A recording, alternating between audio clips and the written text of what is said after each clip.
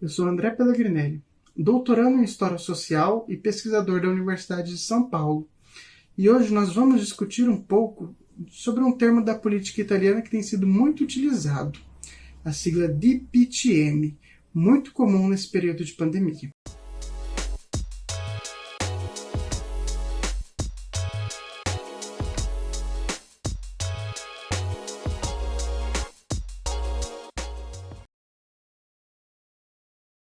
DPCM é o instrumento mais utilizado desde o início da pandemia de Covid-19 para criar regras e limitações, como, por exemplo, a suspensão das atividades comerciais, toque de recolher e limitações de deslocamento, medidas que são essenciais para controlar a circulação do vírus. Mas o que é o DPCM e para que ele serve? DPCM significa Decreto del Presidente del Consiglio dei Ministri e sempre existiu, mas nunca um DPCM teve tanta importância na Itália como agora.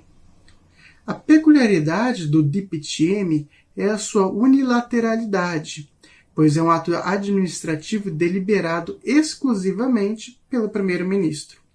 Na escala do direito, é um ato secundário, pois é inferior a uma lei ou a um decreto de lei.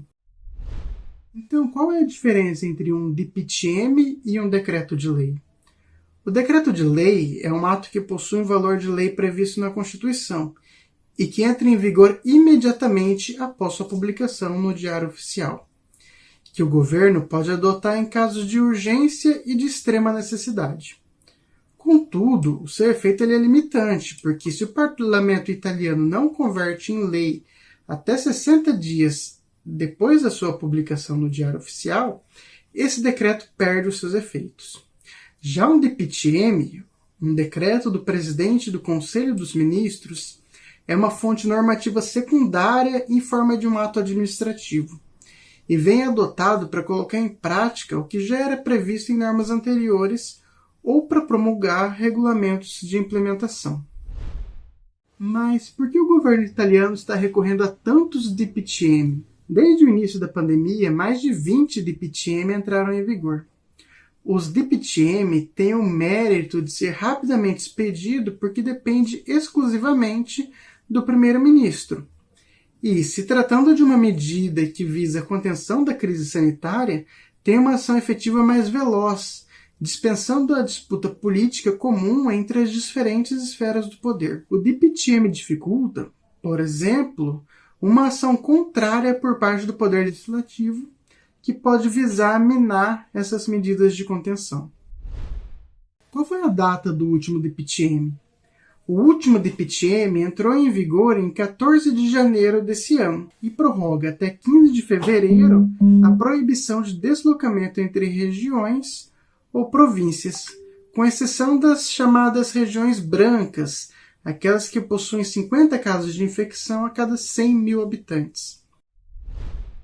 Porém, o uso excessivo de DPCM fez com que inúmeros questionamentos e debates começassem a ocorrer a respeito da legitimidade dessa ferramenta. Para alguns magistrados, os DPCM seriam legítimos porque são regidos pelos decretos de emergência. Outros são contrários, porque, diferente dos decretos de lei, os DPCMs não são discutidos e compartilhados com os demais membros do governo e com as outras esferas.